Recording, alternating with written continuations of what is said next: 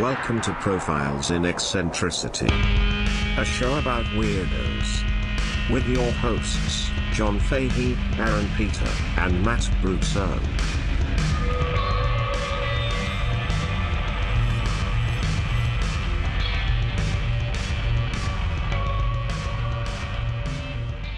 Hello, folks. Welcome to Profiles in Eccentricity. It's a show about weirdos, doggone it. My name is John Fahey, your host, and it is John Boy time, I'm afraid. Joining me as ever, Skeet Lover's Pizza, the be-all, end-all, Ken-doll, the man who put tickle in testicle, Aaron Joseph Peter. Guilty as charged. I try to take the tickle out of testicle, but it's just not that fun without it. Yeah, I mean, if they weren't so full of pee. Which is what they are. Yeah. Sorry, YouTube. Yeah. Sorry, YouTube user. Still living on that round earth, weirdo. Yeah, the earth is flat, like time, which is John Boy. Time is John Boy, and it is John Boy time. Round, and that's where the pee is stored. Now that suave voice to your right and my left, that is Matt Brousseau, the handsome young lad that we adore. Hi. Fuck. Yeah. Hi. Hey. What's up? Hi. Hey. Hey, you guys here alone? You guys come here a lot. There's people listening, that's all. But I kind of like that. Well, yeah. Aaron, you know what I do, my day-to-day business. I know everything. And, slow down. So, I went for my STD test. Yeah. And I went and our STD test, if you catch my drift. and I told the doctor that she asked me, do you have sex with men or women or both? I said women. And she was like, and what kind of protection do you use? I said none whatsoever. That's right. I remember that. And then she was like, well, there's super chlamydia now, and like she was telling me that they're all evolving and becoming monsters and stuff. Bullshit. Evolution's a lie. More power to him. And then she was talking about PrEP, which is a medication to prevent the transmission of the HIV virus. That's exactly which is right. the virus that causes AIDS. Yes, and that is very plentiful in the gay community. AIDS, yeah. Plentiful? Well, the use of PrEP. I understand what you mean. It just sounds But positive. also, she was saying like, I like anybody using PrEP. I think it's great for anybody to use it. That's what Big Prep wants you to think. Yeah. Yeah. Well, I mean, it's Makes your asshole chapped and stuff. It's Is that true? yeah, dude. It's a fucking heavy duty drug. Really? Yeah. Wow. Now, and if you're gay, do you really want your asshole chapped? I mean, that's fucking Main Street. Well, this chap's a friend of mine. It's me. Well, you want assless chapped, It's but you don't want a Main Street. chapped ass. No. You want yeah. a chapless ass. Of Chapless course. America? Yeah, no chap. You want a chapless ass with your assless chaps. Listen, Fuck I yeah. just want a chap in my ass, and that's all I want. Okay. You want a chap? What a simple All man. right, good chap. I just want a nice chap in my ass, and that's all I want. But honestly, if you are a practicing homosexual, take PrEP, please. And even if you're a professional. Well, yeah, Yeah. amateur, whatever. Take PrEP. Fuck yeah, butt fuck, get butt fucked, have a great time. You deserve it. Yeah. So, Congrats. I get the results via an app for my STD test. Uh-huh. And I don't have any, of course. Right.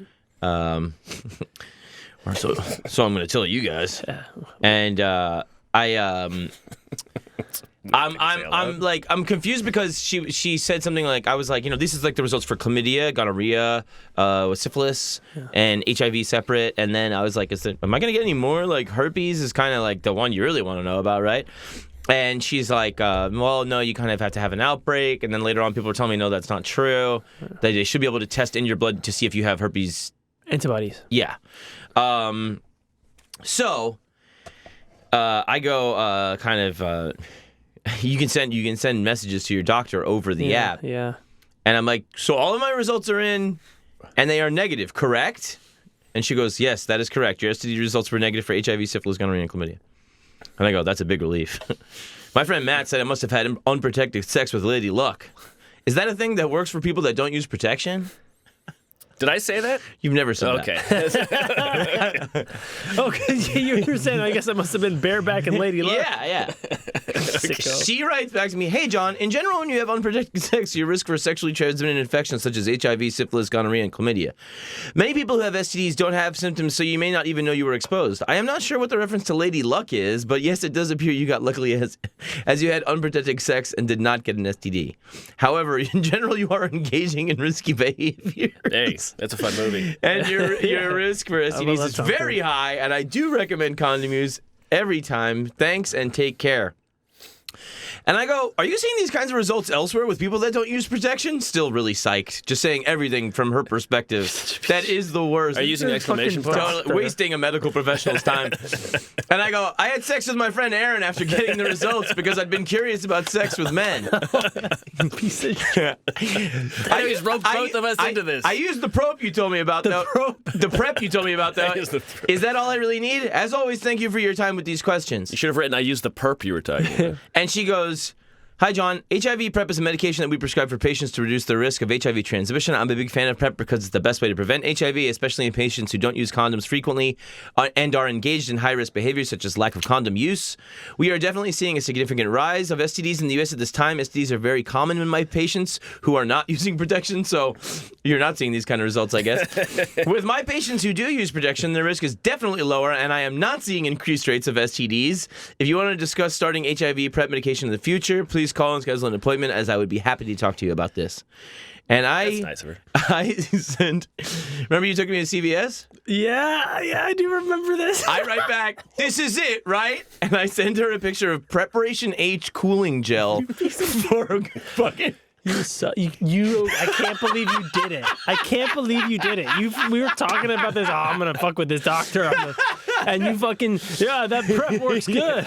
Don't worry, I got some of that prep you told me about. It's on the counter. So, It's all over the counter. Also, got rid of my hemorrhoids, which I did not know were fucking sexually transmitted.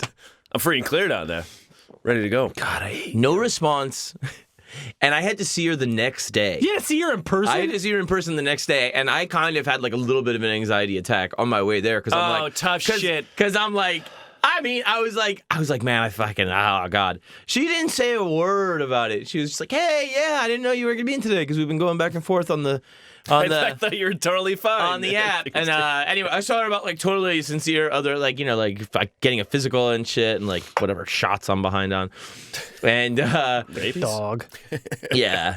And she just didn't say a fucking thing about it. So she's pretty cool. She's probably pretty hip, probably knows I was fucking with her, and then just shut me down as she should have. Yeah. Yeah. Good doctor. But I really did have a lot of fun. Oh God, you sent her preparation. I was just giggling to myself. Preparation H cooling gel, and it's like my hand holding it.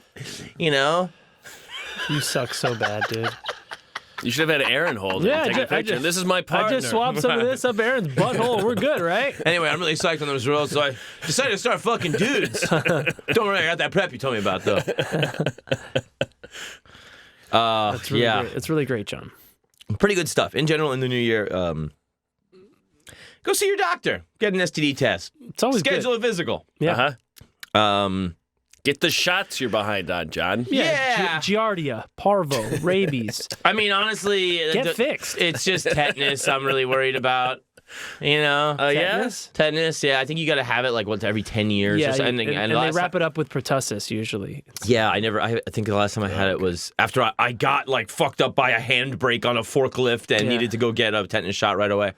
But that was like in Ireland, so I'm definitely due for another one. I'm going to launch into this profile, and I don't know. Do you guys are you doing anything else in this episode? Nope. Okay. Just enjoying you, buddy. Mm-hmm. Oh God, I love it. Preparation H in my butthole, which you destroyed. Let's just take a small break. Okay. And then we'll return. Okay. Reset.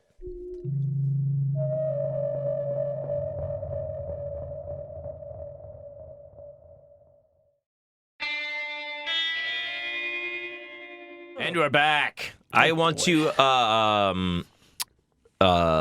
tell you a little. I just kind of. I found this little love story, and I really, really like it. It's not the most highly eccentric thing, except for the circumstances surrounding it. But it's just a really beautiful story to me, and I started asking you to get you in the zone about, I think the only love story you've ever talked to me about that you like, which is in Blue Valentine. That's right. And I wanted you to, because I still haven't seen Blue Valentine, and a lot of people have told me it's like kind of like getting, punched in the gut, which you said also. Yeah. But just give me a little bit of a rundown of. It's a one fucking love story movie that just fucked me up. In a good and bad way. It's one of those like I don't want to spoil much of it, but it's Ryan Gosling and Michelle Williams, 2010, directed by Derek Cianfrance, director of Place Beyond the Pines, and she's a young med student. He's living in Brooklyn, working for a moving company. And they cross paths a couple times. She has a boyfriend, and he's kind of a dick. But they cross paths a couple times. Then they start dating, and then the ex-boyfriend is like jealous, beats him up, and then like kind of knocks her up, and then leaves. And Gosling is like, I don't care, it's not mine. And then it kind of like flips between the present, where they've been together for 5 years, and the past of the story. So it's a story of them falling in love and the story of them falling out of love. And it's like, it's pretty brutal. And they do a good job of like making Ryan Gosling like age a little bit, make him kind of look fucked up. Right? Yeah. It's like he's not the hot fucking stallion that he was in 2010. Michelle Williams still looks good all throughout the whole thing. Of course. Yeah, special patriarchy, and it's one of those stories where like it fucking makes you hate the idea of love, but also like, fuck, man, it's still worth it. It's one of those things where like, yeah, they all end. Everything ends, but that's why it's worth doing. And it's just a fucking stake through the heart movie, but it's the one probably fucking I don't know what you would call that, romantic drama or love story. I mean, it fucking shits on The Notebook in my opinion. Right. But you only need to see it like once or twice to get the. I think I just came across this story, and it was one of those things where it was like, like everybody kind of like loves this girl, not just the guy, and it was just like one of those things where it was like, God, now I think I love her. You know what I mean? Like, because it was like, it's just like, it just overwhelmed me. And in this way that, like, I remember there was this one thing where Norm Macdonald was talking about being in a museum and, like, looking at this painting of this woman. He's like, it's just so beautiful. And he's like, it's from 1684. And I'm like, the woman's long dead. And he's like, here I am falling in love with her like a jackass. Yeah. You know what I mean? But it was... that's what she needs. One more guy. Yeah. It's just... the potency of some things, and this comes out of the royal family, which I do not give one half of one fuck about. Right. I've never considered tiresome. But this story just fucking, I was like, God, I completely give a shit about this, and I guess there's something about those stories that it makes me understand the fascination with it so much, because you are in a small drama. You're in a tiny little soap opera. Yeah. And you get to know these people so intimately well because their lives are public and important, especially in these times. This is 1794. George is the Prince of Wales. He's gonna be King George IV. His father is George III. And he's looking for a bride, and he is not. He has like an illegal marriage to a woman that like he's really into, and like she's Catholic and not. It's not even recognized. I'm like, why would you get illegally married? What the fuck are you doing? Yeah, it does seem weird to tie it down. Yeah, it's gonna be torn away from you. And so he picks his cousin, of course, Caroline of Brunswick, and he's never met her, and it's like he's going to get such a huge sum of money for doing this, right? That it's going to basically take the royal family out of debt as he ascends to the throne. So it's just kind of a strategic move. And in these days, he probably saw a painting of her. Yeah, maybe. I mean, it was moving because someone was moving it across the room. They cut a little hole in the mouth of the painting. He's like, oh, I'm your cousin Caroline. Yeah. Do you think me pretty? Yeah. Oh, you got a mustache. Dad! So they were in debt. They were in debt, the royal family. Yeah, they were in debt, and the Always good. The George III was going to show more and more signs of descent into madness. But, it would already kind of be in place by this time. Sure, it starts small. Now, It's that's George's father you're talking about. Yes. Right. And so they are disgusted, the cousins. They've never met. When they meet, the first time they meet, they fucking hate each other. They go ahead with the marriage in April of 1795. George later says they had sex only 3 times. Oh, my God. Separated within weeks, but were living in the same house. Right. Big house. On my birthday, 7th of January, 1796, just 9 months after the wedding, Caroline gave birth to their daughter at their residence in Carlton House, London. So one of those times worked. One of those 3 times worked. Probably that first time. And George was not thrilled that it wasn't a boy, but the king, the king, he's way psyched that it's a girl. And even as he descends into madness, he keeps this very strong relationship between him and the grandchild, whose name's Charlotte.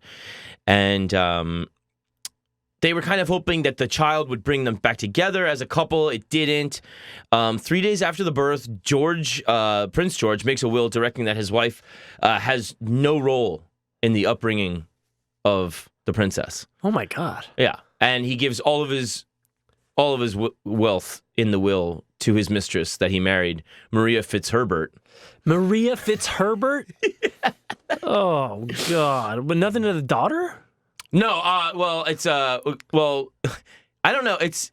She's a land holdings, maybe? Yeah. I mean, it stays in the family. I think by virtue of her birth, yeah, it's going. Right, but the lion's share. But yeah, this thing about the way money is allocated is so fascinating in the royal family, and you can kind of see it now coming up with this thing about Prince Harry dipping out of it. Yeah, and copywriting the name. Yeah, it's weird because it's Prince Charles pays for some of his shit, and then other things are from. It's just weird how they get all their money and stuff. Yeah, they're big. I mean, they're super. I think they're the biggest landowners in the world or something like that. Private, if you consider them private. Yeah, and then there's some that comes from the taxpayer and so on. Wedding, yeah. In this will, his wife Caroline, his legal wife, he leaves 1 shilling. That's just petty. That's really bad. The check for $4. I left you a kid. Yeah. Wait, she can't even take care of the kid. A lot of people in the royal family at this time are unpopular. But that money he got from her anyways, right? From that marriage? Yeah. Is that right? What? Yeah. Well, or it was just it was more about shoring up the throne. He has his own amount of money, right? But he was going to shore up the throne by getting, and that's what he did. But everybody's really celebrated about this, potential new heir to the throne, right? So the daughter, Charlotte. When Charlotte's born, and I think she's even more popular because so many people in the royal family are unpopular. And if they acting like George, yeah. I mean, they all kind of suck. And she's given. Caroline is I deserve better treatment, because I gave you an heir to the throne. After my asshole husband, it's going to be my daughter. So, George is kind of, Prince George is restricting her contact and won't let her see the daughter unless there's a nurse or a governess around. And she's allowed a daily visit. And it was kind of that was kind of the thing you did in that time was the child was left with servants and you would see it once a day. And she wasn't allowed any say in the upbringing of the child. But the household staff would disobey the prince because they were just I'm not going to fucking take this girl away from her mother. Right. And that was very risky. Yeah. But this is a thing that would kind of continue to play out throughout the life of the child. And George was never aware of this, and he didn't even see his daughter very much himself. And Caroline would just boldly defy the prince and get in a carriage and ride around with her daughter, and the crowds would go wild for this. They fucking loved it, And so she's she grows up healthy, and she's she's just a happy, really plucky kid, And she's just a big lover and really wears her feelings on her sleeve.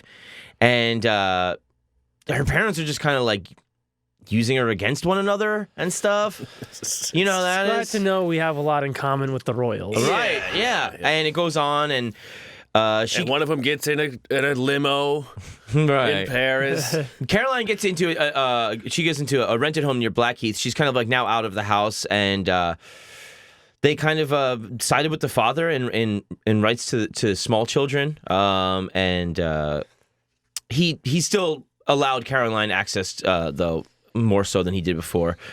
And in '78, they made one more kind of like pitch to like rekindle things. And This is 1778? 1798. 1798. Yes, which is also the year of the United Irishman Rebellion. Oh, nice. 30,000 Irishmen killed, no big deal. These royals don't give a shit. They got a baby to use as a pawn. Yeah, Exactly. exactly. Well, you can't use Ireland as a bond now. Yeah. Baby. And it was the last serious effort at getting them back together, and she just like wouldn't even show up. And so then it looked to be like, okay, well, he's not going to have a son ever. And so sometimes Charlotte gets taken out to Blackheath, but she's never allowed to stay in the mom's house. In the summers, he would lease a lodge out there to his daughter, which made visiting kind of easier between them. And she, basically had as much access to her daughter as she wanted to. And when Charlotte's 8 years old, her dad, who's still with Maria Fitzherbert, he decides, I just want Carlton House to myself. And he takes over everything and moves their daughter into Montague House. So now it's like this whole fucking family is in 3 different houses all over the goddamn place. Okay, yeah, he's in one, daughter's another one, and she's like 6. Yeah, she's 8 now. She's 8. And she lives in a household on her own with nothing but people paid to be there. Right. God, That's fucking but a lot of them love her, and there's a lot of people that like these they're ladies, and there's people that are like politicians and stuff, Lady Elgin was very close with her, and that was like another thing where she was forced to retire because George gets mad that she took Charlotte to see the king without George's permission. He's going doolally in the fucking castle.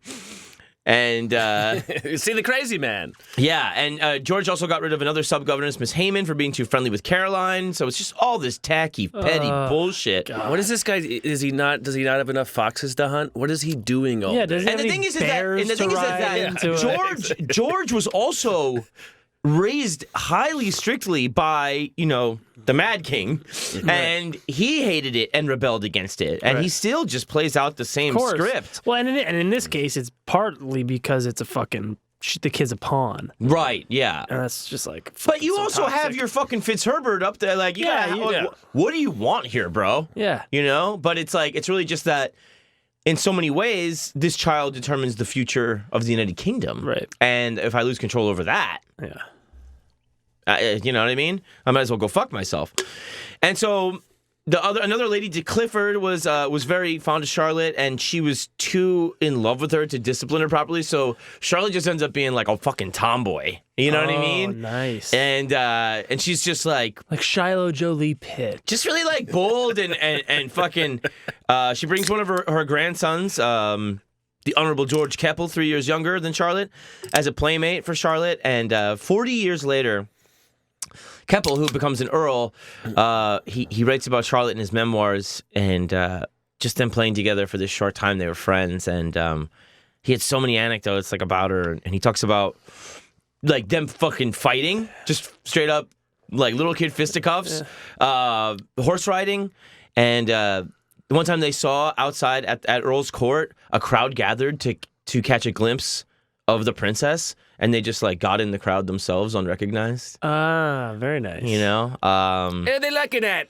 And so the king starts making plans for her education and gets a huge staff of teachers, and the Bishop of Exeter is to instruct her in faith, and one day she's gonna be queen, and is pushing all this religion on her, and she's just like, I don't really fucking give a fuck, and she only learns what she wants to, and Jane Mary Guest was a composer, and Charlotte became a very good pianist.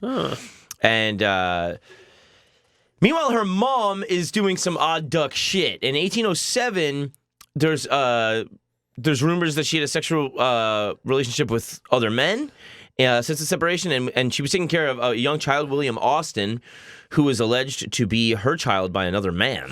Hey, all right. What, nobody noticed her pregnant? Exactly. Big dresses. Exactly. It's all bullshit. And so the Prince of Wales, George, is hoping that what was called the delicate investigation into his wife. There's an investigation into his wife. And hoping that it nullifies. Would turn up evidence that would be like, lead to a divorce. And so during that whole investigation, the king won't see her. The king won't see Caroline. And Charlotte can't see Caroline. And, Charlotte's aware of it, which is horrible. Through just kind of like whispers. And they saw each other in the park one day.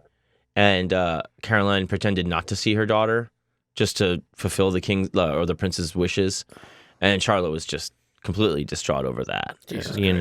And so George was hateful that this investigation comes up with nothing. Right? Yes. It's all bullshit.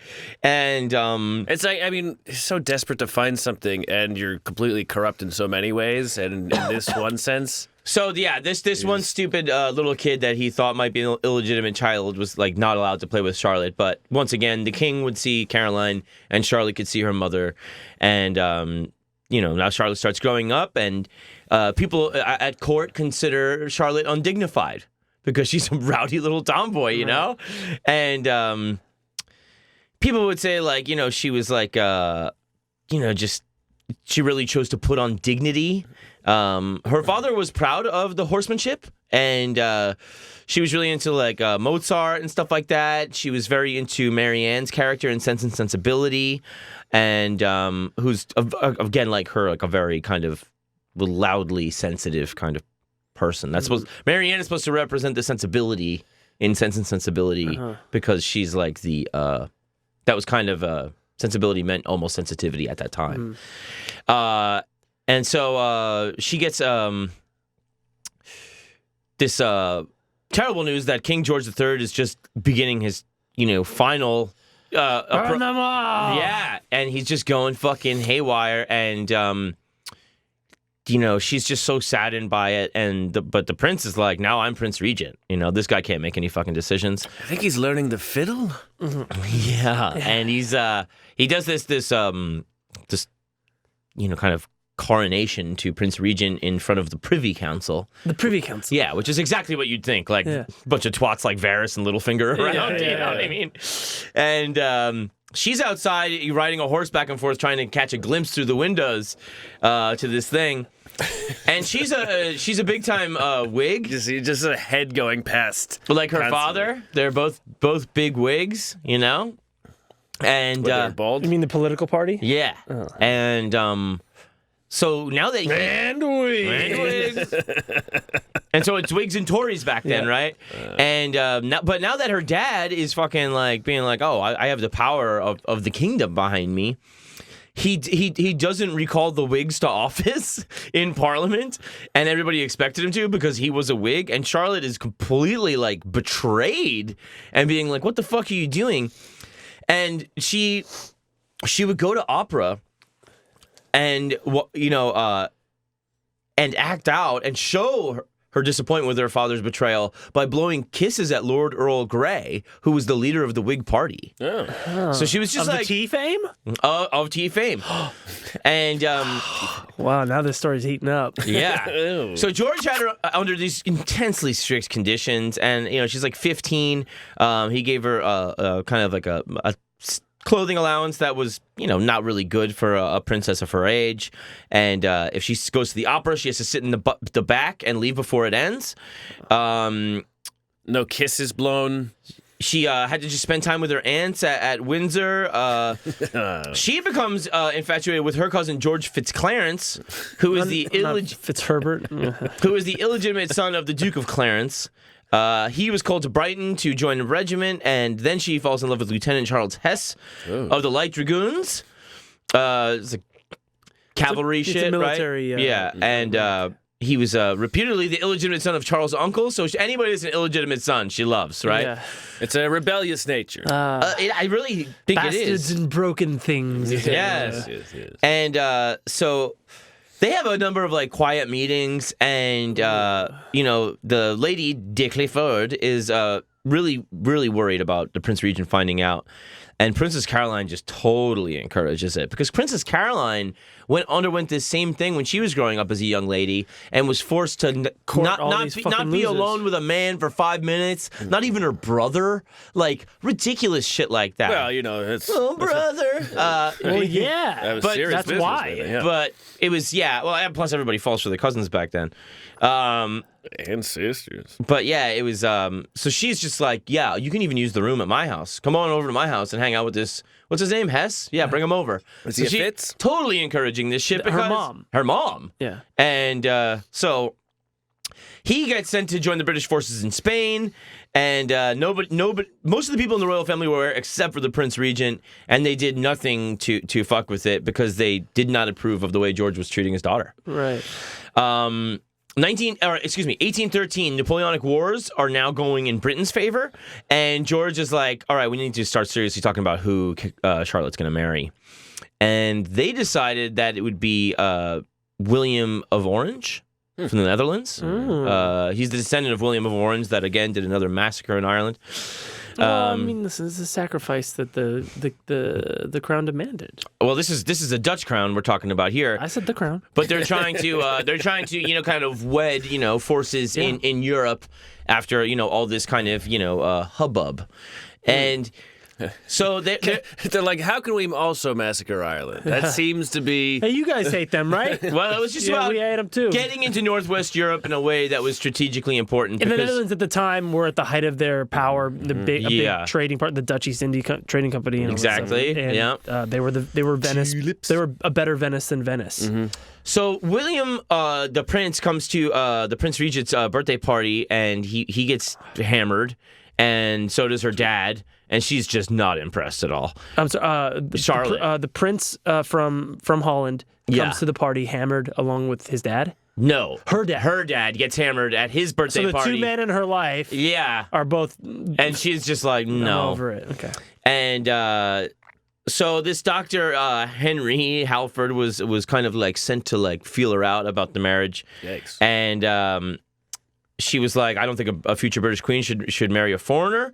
And so Prince Regent is now like, oh, I'm worried that she wants to marry Prince William Frederick, who's the Duke of Gloucester. And what a waste of a political alliance. Right. And so the Prince Regent gets his daughter in front of him, and he abuses both her and the Duke of Gloucester, and abuses them? Verbally abuses them. Okay. I mean, that's a very good thing. No way will that drive them together with some shared... We'll see, because he spoke as if he had the most improper ideas about my inclinations. I see that he's completely poisoned against me. He'll never come around. She writes to the Whig, Earl Grey, again, and he goes, play for time. So now there's this weird thing with, like, royals and politicians. Again, she's being used as a pawn. Collaborating. Mm-hmm. But she's also understanding I have power. Right. And so the public finds out about this thing about William of Orange, William of Gloucester, and it becomes, will she become the orange, or will she marry the orange or the cheese? Because Gloucester cheese was a thing. And, or they would call him Slender Billy or Silly Billy. So Silly Billy was cheese, Slender Billy was orange. And the papers are talking about this. This is hot shit. Yeah. So then the Prince Regent comes back again, and he's like, hey, I was thinking, William of Orange again. And she goes, I will not quit this country as Queen of England, still less. And she goes, if I wed, the Prince of Orange will have to visit his frogs alone. Like, I'm not going to that fucking country. Yeah. And the Prince Regent sets up another meeting between the two of them, and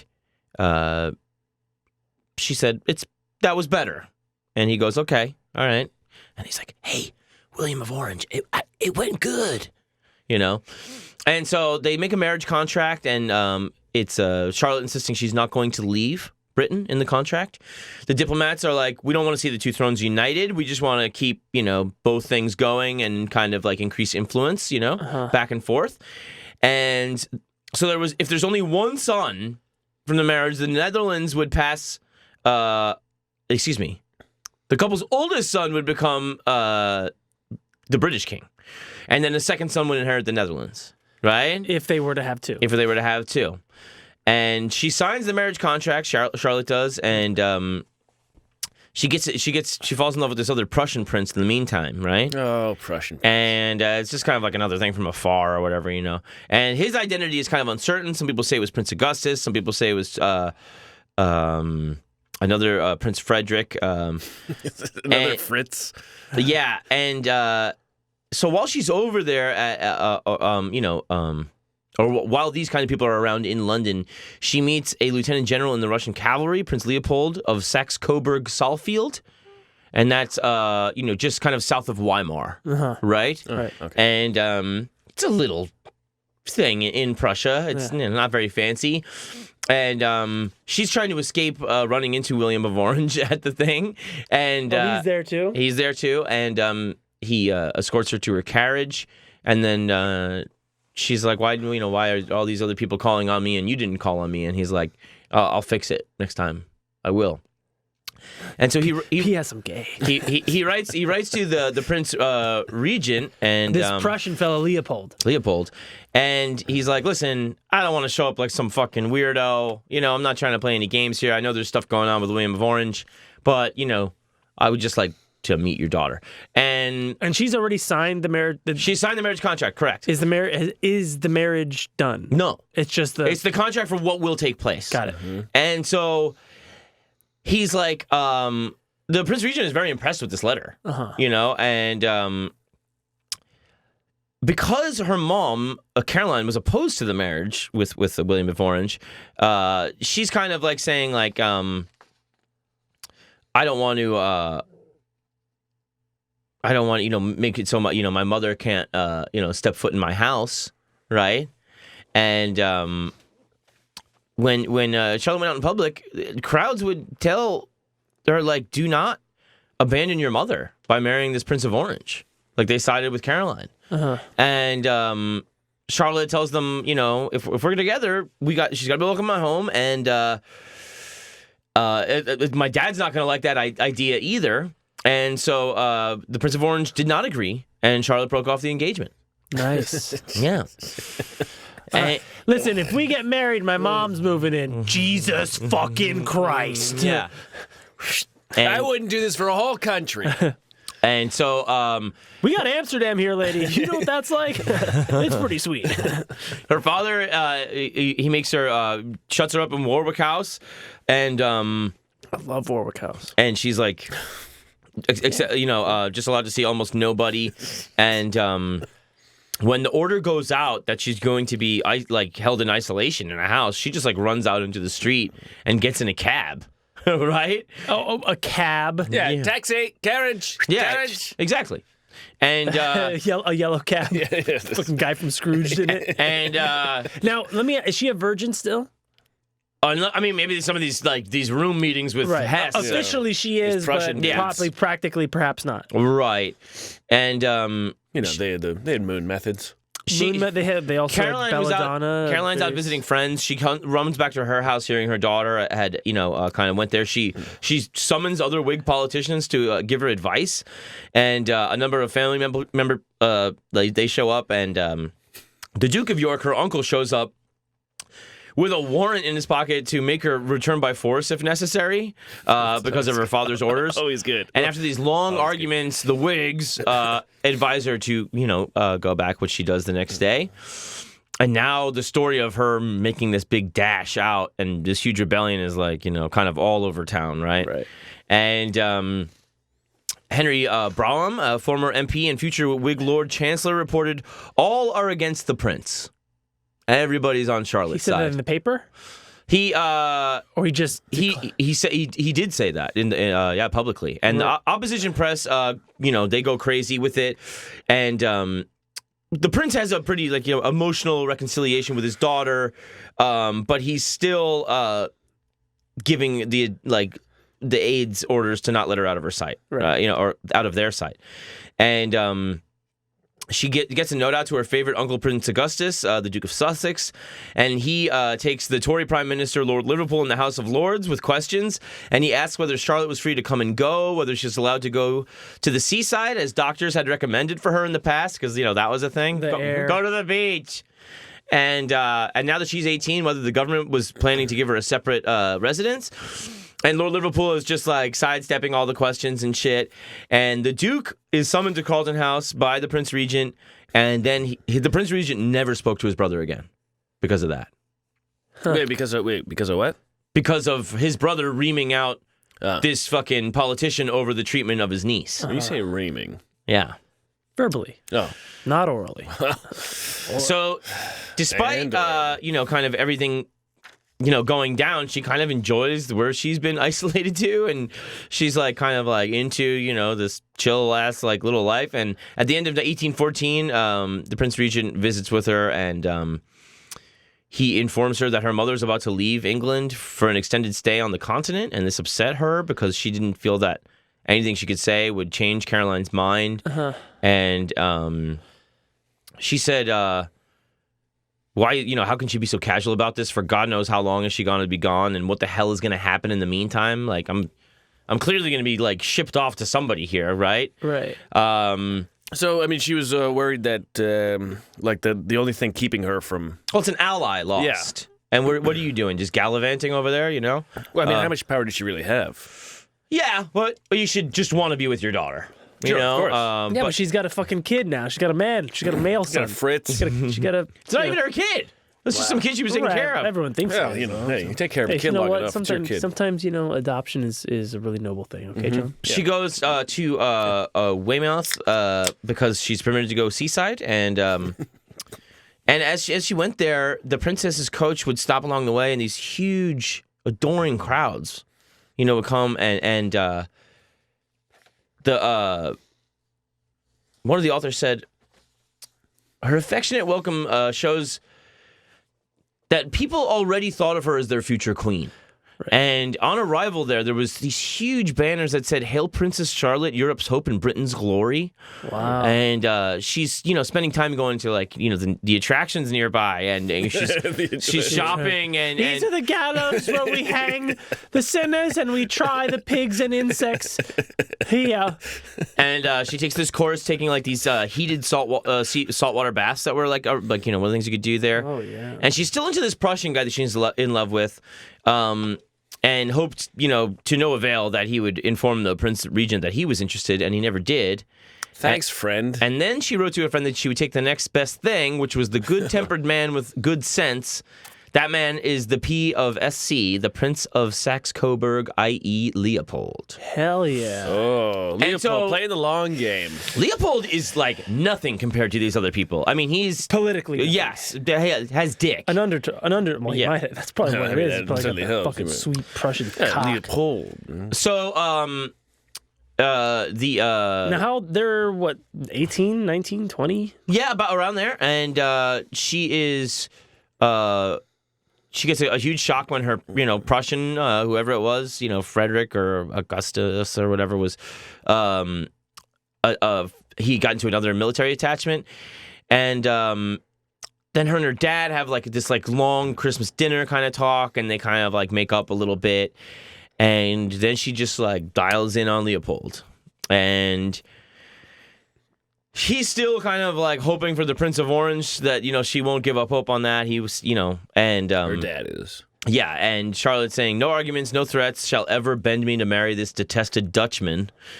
Very good. Dutchman. And... small hands smell like cabbage. The rest of the royal family is united in opposition, and so he gave in and dropped the idea. Charlotte contacted Leopold through, the... Crows, the Varus, the ravens, little fingers, sent some ravens out, and she found him, open, but Napoleon was kind of like starting shit up again on the continent. Oh, that Napoleon! And so Leopold was with his regiment fighting, and she was like formally requested her father's permission to marry Leopold before returning to like the seaside Weymouth, and Prince Regent replied with the unsettled political situation on the continent. He could not consider such a request.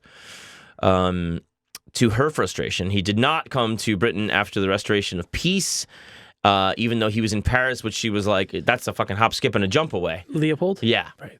And January 1816, the Prince Regent invited his daughter to the Royal Pavilion in Brighton, and she pleaded with him to allow the marriage.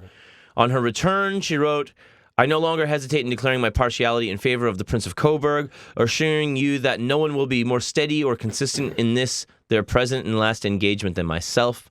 He gives in and summons Leopold, who was in Berlin and on his way to Russia at the time. And Leopold arrives in Britain in late February and went to Brighton to be interviewed by the Prince Regent.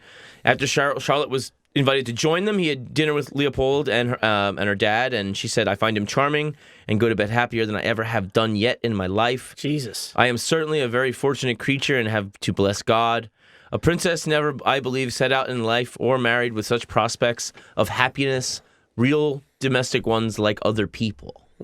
Yeah, I guess it's... And that's like the part of you where you go like, your fantasy, they're all fantasizing about being And the you're princess, you're fantasizing about being them, and that's like the part where you go like, I don't know, I just love this girl, you know, she's such a fucking maniac, you know, and I mean, how often do you get to choose when you're in that position? and she just fought to choose, you know, and Especially as a royal, right? yeah.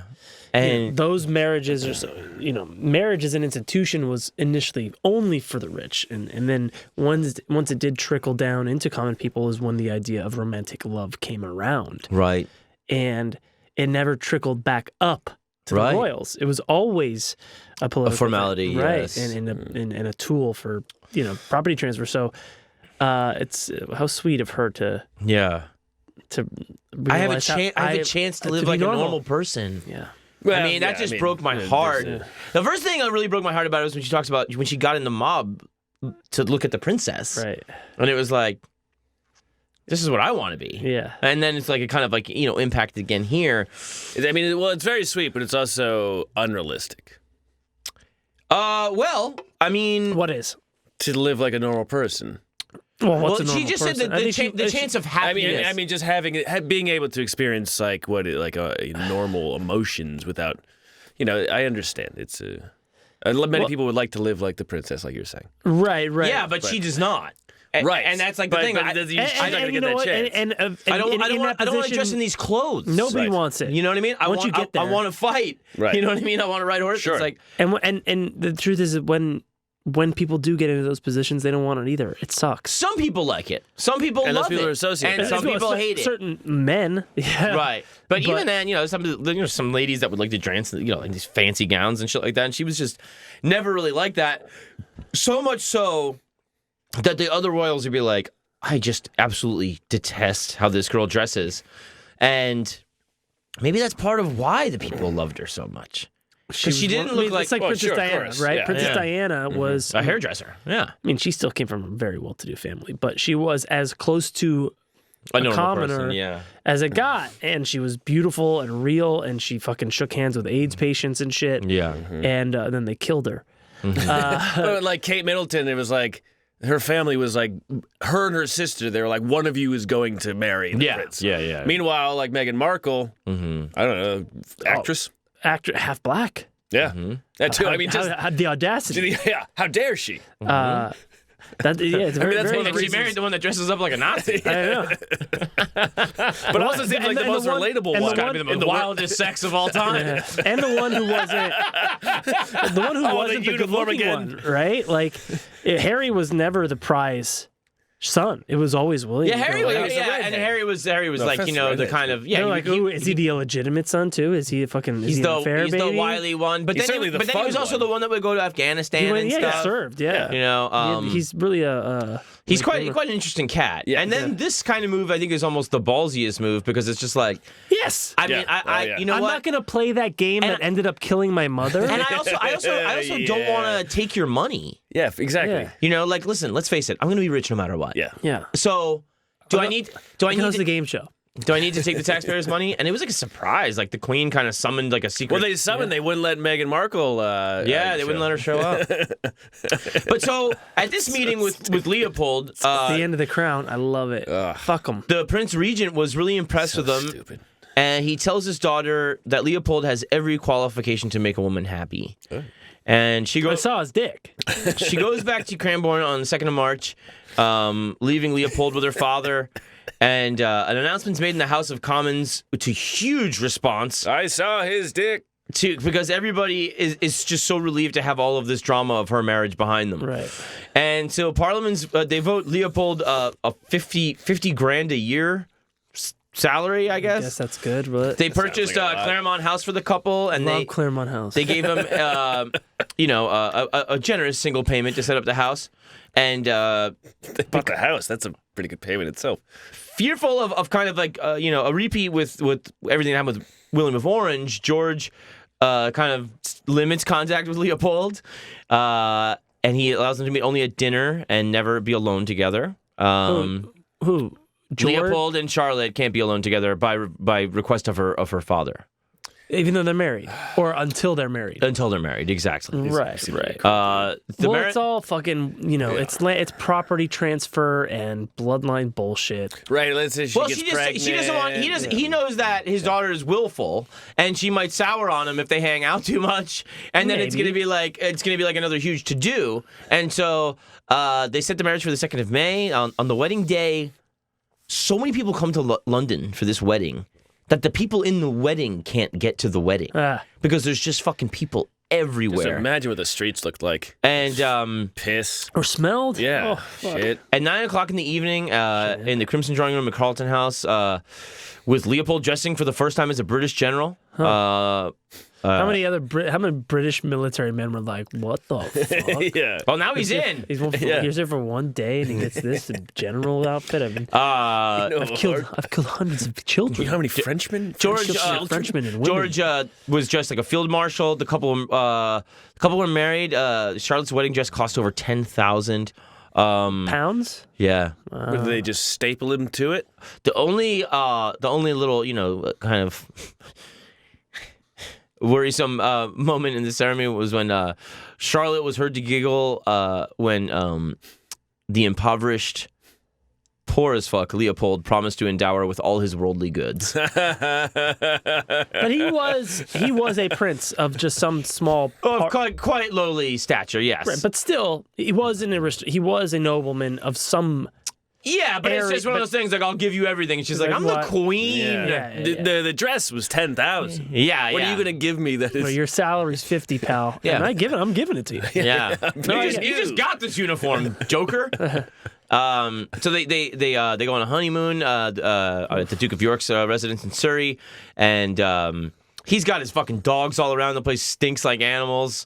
Not very fit for a princess. She loves dogs. The princess later wrote that Leopold was the perfection of a lover. See? Hello. See? 2 days after marriage, It's the little or big. they were visited by the Prince Regent, and he spent 2 hours describing the details of military uniforms to Leopold, and she was impressed with how well he took that. And you see the tassels sometimes. He dicked me down and he talked to my dad for hours. I mean, this guy's got stamina. Yeah.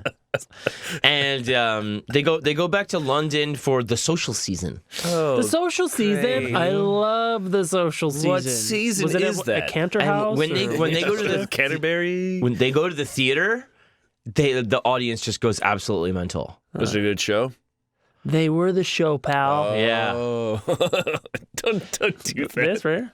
And they would all start singing "God Save the King" and shit like that. God Save the King? Hell yeah! And But George But the king's third, losing though? his mind. The old George is still king, right? it's the Prince. Yeah, the Prince Regent is ruling Britain, but "God Save the King" is just like the national anthem. Oh, sure. But That's what it is. Yeah. That's why. But yeah, George will go on to become the king as soon as his father dies. but he's just playing with Legos. Yeah, he's just fucking around, probably eating, smelling his own shit. I don't know. Drooling, forgetting things. Hey, it's good to be king. And she gets sick at the opera one time, and everybody gets really concerned about it. And it was announced that she had a miscarriage. And so they set up their house, and Leopold has his own kind of physician, and that is Christian Stockmar. And he said in the first 6 months, he never saw Charlotte wear anything that was not simple and in good taste, and that it was kind of Leopold's influence on her, and she was calmer and more in charge of like her own emotions and stuff like that. So let me clarify that for me. Leopold's physician said, I never saw her wear anything that was not simple and in good taste. That she was just a nice, easy dresser. She was just kind of becoming a little bit more of a lady. And that it was due to Leopold's influence, and it wasn't like frivolous, but it was tasteful. And, he was just providing, not, making her something she wasn't, but he was kind of calming her down. Rebellious way. So it's like when your girlfriend wears like black jeans and Adidas and a flannel or something like that. When girls wear that and it's just like great. What? Like you see a girl, she's wearing tight black jeans and white Adidas and like a plaid flannel shirt. Yeah, no, I get that. And how that's just great. And how that's perfect. She's dressing like you. You're wearing. Shut the fuck up, dude. You know what I mean, right? I get it. It's such simple, but also really cute. Yeah. And you're not trying too hard, but it looks good. It's more about her demeanor and the change in that. She's not wild. She's in her mid-20s now. She's settling down. She's had a miscarriage. Right. So things are getting serious. Right. She's so hot with the fucking black jeans and the Adidas or the Chuck Taylors. He's wearing black jeans. Leopold would later write. So is John. Except when I went out to shoot, we were together always, and we could be together. We did not tire. When Charlotte became kind of excited, like her old self. Excited. I mean, yeah. Do you know what I mean by excited? Yes. Yeah. Okay. Running with the dogs. Just rambunctious. I know what you mean. Emotional, and he would say "doucement, chérie," which means gently, my love. What say it again? Doucement, chérie. Doucement, chérie. So he's speaking French to her. He's speaking French to her. That's cute. Oh, that's very cute. I love when he speaks his French. Doucement, chérie. Doucement, chérie. And so then she just starts calling him doucement, and she would calm down. Aww. And that's great. so now they're called. Starting to be called the Coburgs, and they spent the Christmas at the Brighton Pavilion with a bunch of other royals. The Prince Regent on her birthday, January 7th, gives a huge ball to celebrate Charlotte's 21st birthday. But they don't go because they just wanted to have a quiet night. Yeah. And that's great. Probably some wonderful sex or something. Some wonderful love. And Charity. At the end of April in 1817, Leopold informs the Prince Regent that Charlotte is once again pregnant. She's gonna fucking bust. And that there's every prospect of the princess carrying the baby to term. Oh, good. That's always. Every prospect. She just seems healthier, sure. I guess. Sure. And so Charlotte's pregnancy is just like fascinated over by the public. They are just so fascinated with it. Betting shops start setting up whether it's going to be a boy or a girl. Economists were positing that the birth of a princess would raise the stock market by 2.5%. Oh, good. The birth of a prince would raise it by 6%. So no matter what happens, hey, everything is great. Unless it comes out a fucking jackal, things are looking good. Oh. She kind of is spending her time chill. She sits for a portrait by Sir Thomas Lawrence. She didn't get a ton of exercise and ate well, and she fattened up a little her bit. medical team, kind of starts like prenatal care in like 1817, and they put her on a strict diet, hoping to reduce the size of the child at birth. Oh, that's always really so good. it comes out easier. Yeah. Well, the diet and occasional bleeding seem to weaken her. And, God. So they're bleeding. Yeah. So these geniuses going all the prospects. Yeah. As if we've been bleeding her, feeding her nothing but broth. Yeah. She's not exercising. No sunlight. Things are looking good. If she gives birth to a pebble, it's gonna grow to a big boy. Oh my God. It was that the painting she sat for. Was that the one that was in the gallery? Oh no, it wasn't a painting of her that I was talking about. It was him talking about another person from a similar era, but no, that there it is. There's a lot of actually beautiful portraits. There was another woman named Charlotte that was assigned to just do mini portraits of Princess Charlotte, and some of those are like on lockets where it's just like Charlotte's eye and stuff, and they're really cool. Actually, very interesting.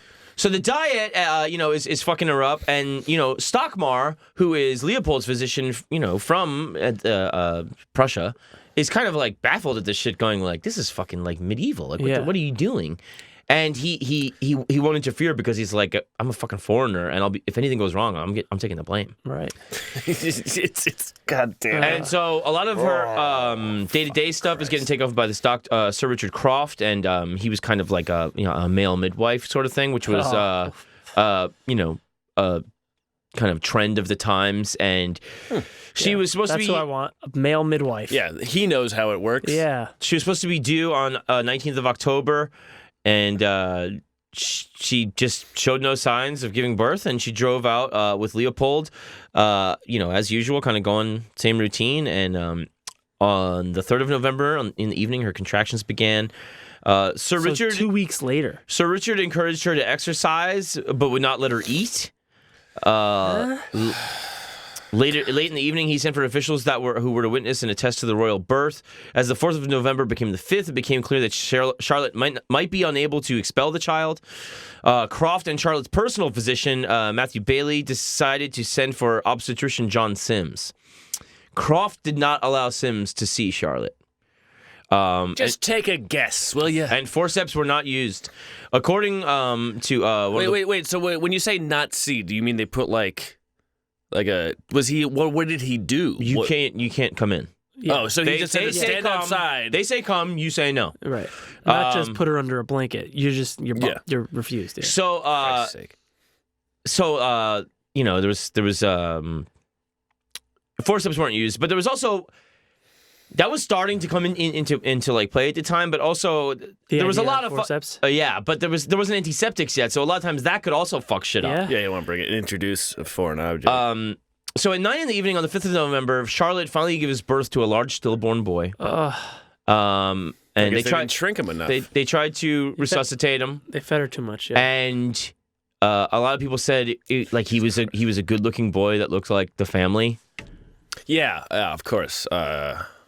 This is not like I'm sorry. Oh, incestuous volume. No, I didn't mean that. I'm sorry not to be like, oh, well, he must have been a really good... No, it's like... All right. Whatever. Maybe it was like a Benjamin Button type of situation. I'm sorry. Go on. So they say that Charlotte's doing fine, and she kind of hears the news and is just like, I guess it's the will of God. I guess. Sure. She finally gets fed, and she seems to be good. And I'm sure she's got a fucking ravenous appetite after all that bullshit. Yeah. And so one of the doctors gives Leopold an opiate, and he just collapses into bed.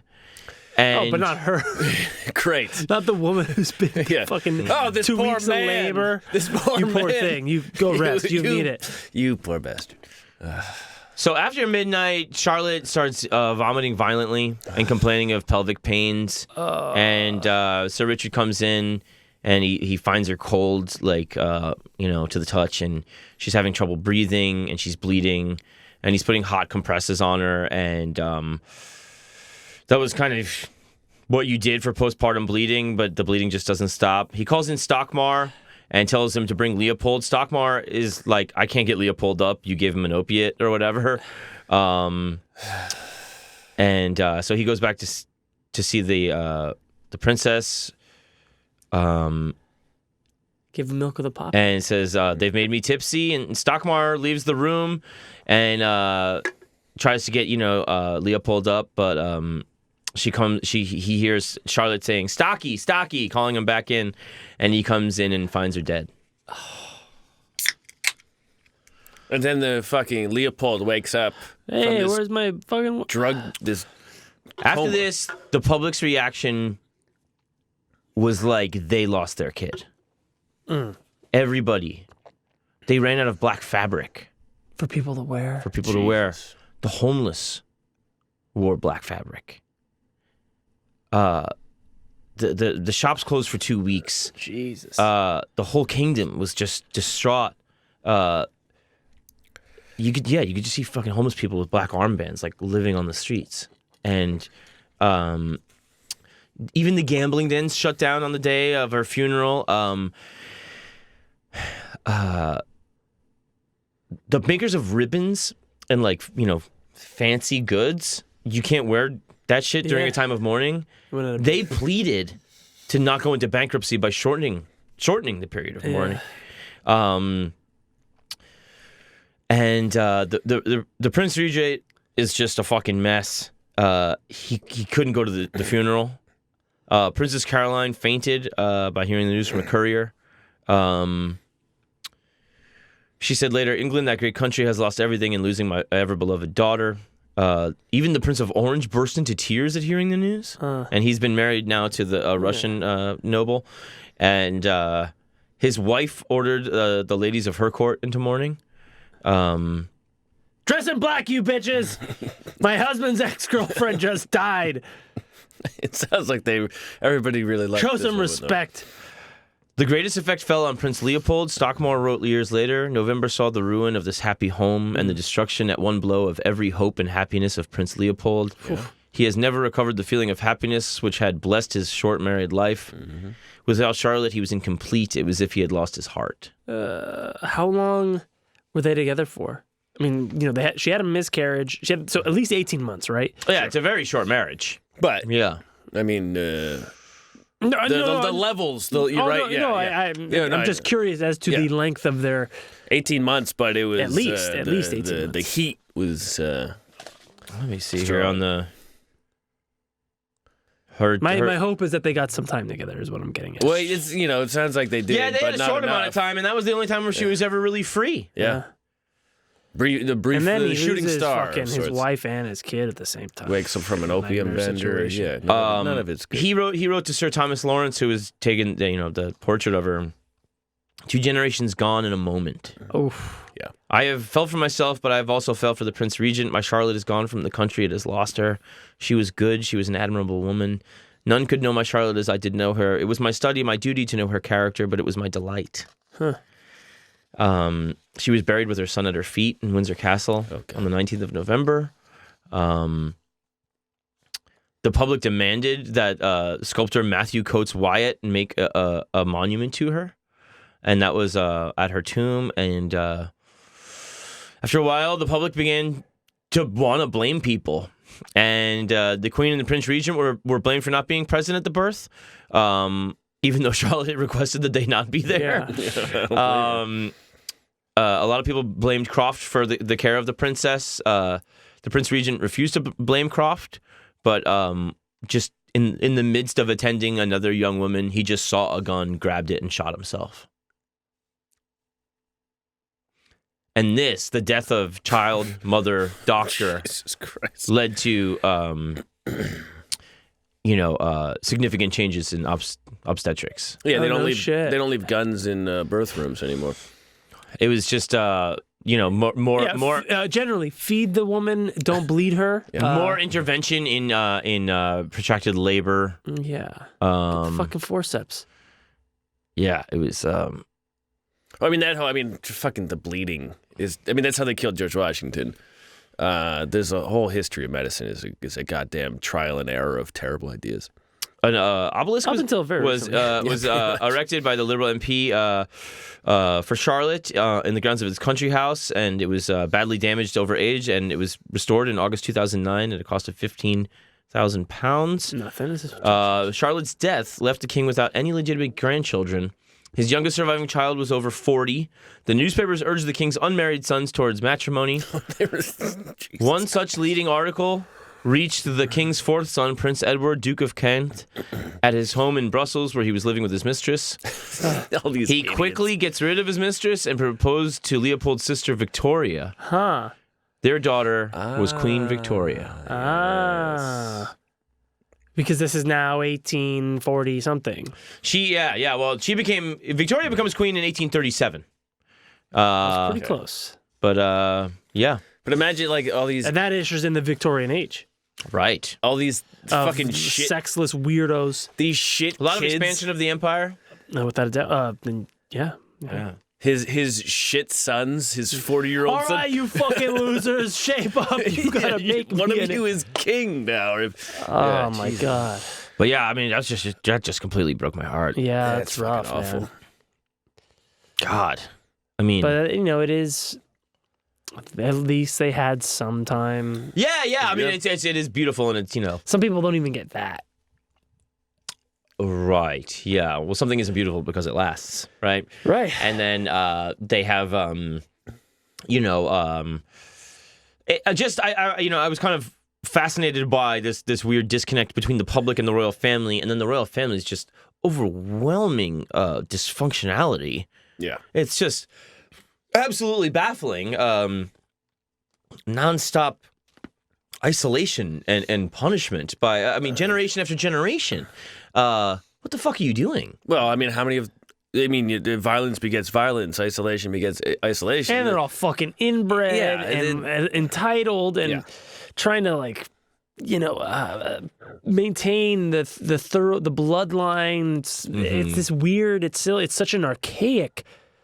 It's an archaic institution, but just dressed up really well. It's in nice clothes, but it is this very primitive. We have to maintain the bloodline. Yeah. Otherwise, things go to shit. But they're wearing lace and jewels. But it's very. It's caveman-like. But it's this chain of being where they think they're the next thing to God, when it's like, if you really wanted to be in touch with the people you were ruling, you would do what she was thinking, which was see what it was like to be. Right. Yeah, going and talking to them, stopping, shaking hands, meeting them. It was like they just absolutely adored this woman, and they hated the rest of the royals. And and you could openly do that. There's they haven't completely switched away from monarchy yet, but they're totally going towards parliamentary politics and more democracy and stuff. But at the same time, you see those other things about how small these fucking worlds are when it goes like Russia, Prussia, fucking, France, and they're all like such a small community in a way. And they're all related. Yeah. Still. It's a German royal family. Yeah. They're fucking Germans. It's absurd. It's the House of Hanover or whatever, was this, where they came from. Yeah. And I think it was maybe. And before that, there were Spanish people. I think George III, the one that fell into madness, was just the first of the House of Hanover to be born in England and speak English as a first language. You know what I mean? It's like they're not fucking Brits at all. Yeah. Well, William the Conqueror. There's so many Britain's been run over. And... Yeah, I don't know. The story really took me. I was shocked how much. There was about it. How'd you fall into it? How'd you come across it? I think I was looking into some stuff about the era of kind of the Wolf Tone Rebellion, which started around this time. And because I don't really know much about it, even though it's Irish history, but it's like 1798. And then I was just like, all right, well, let me just look at England during this time. And I found out that the princess that was born right in the midst of that rebellion had just an absolutely tragic and fascinating story. I mean, she fucking died at 21. Yeah. It's crazy. Yeah. And just so beloved. Yeah. And,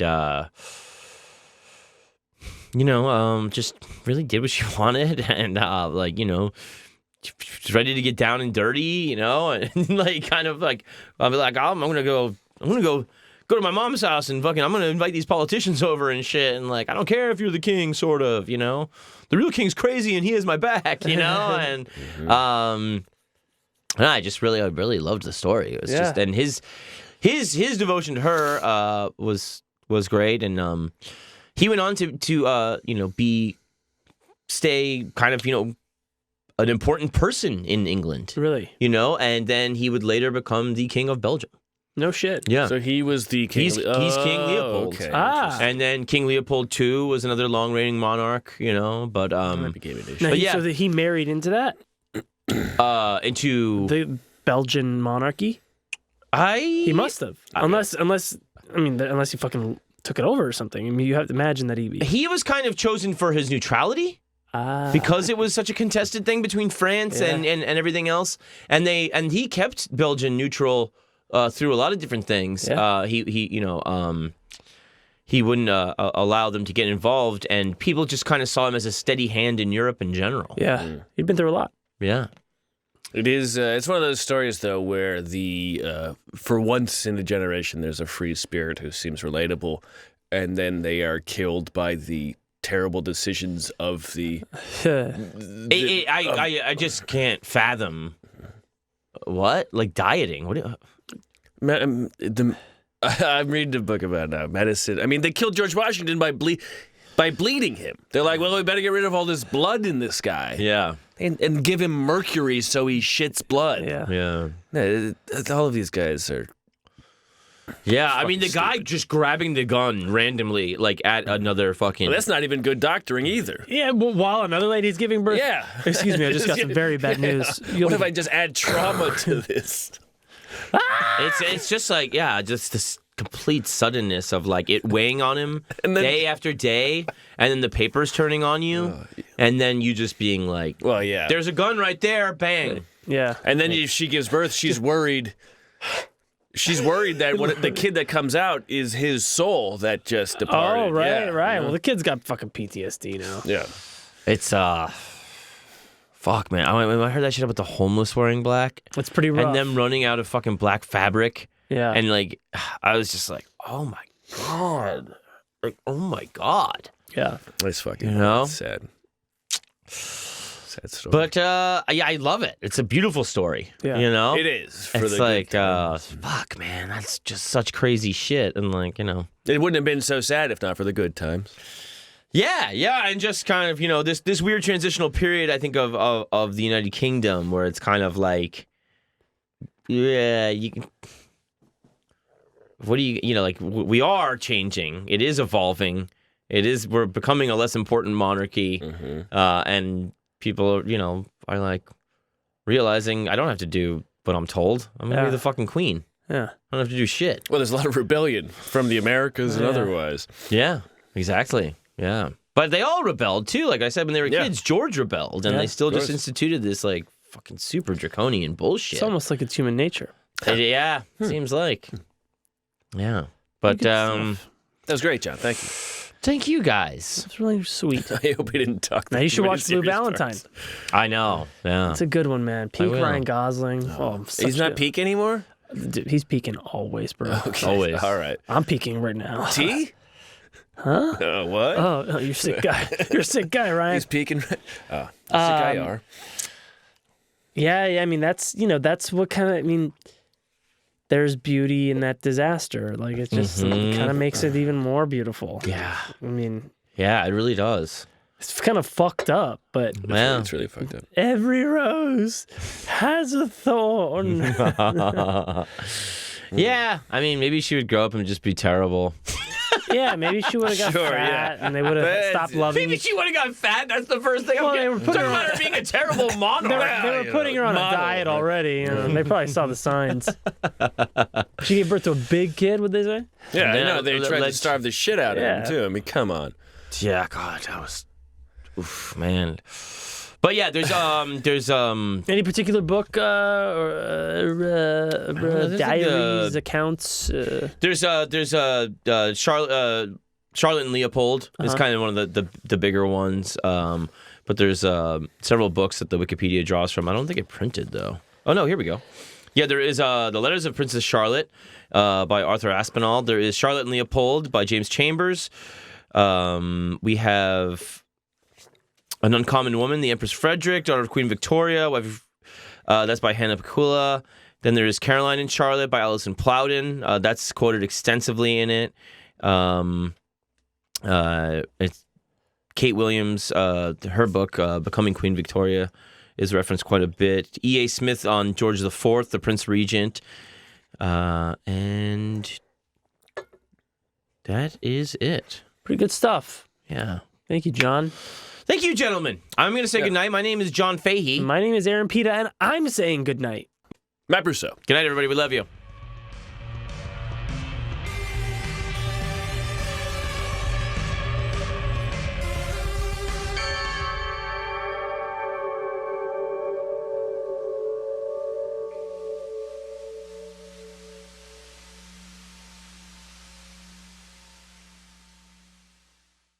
Starburns Audio.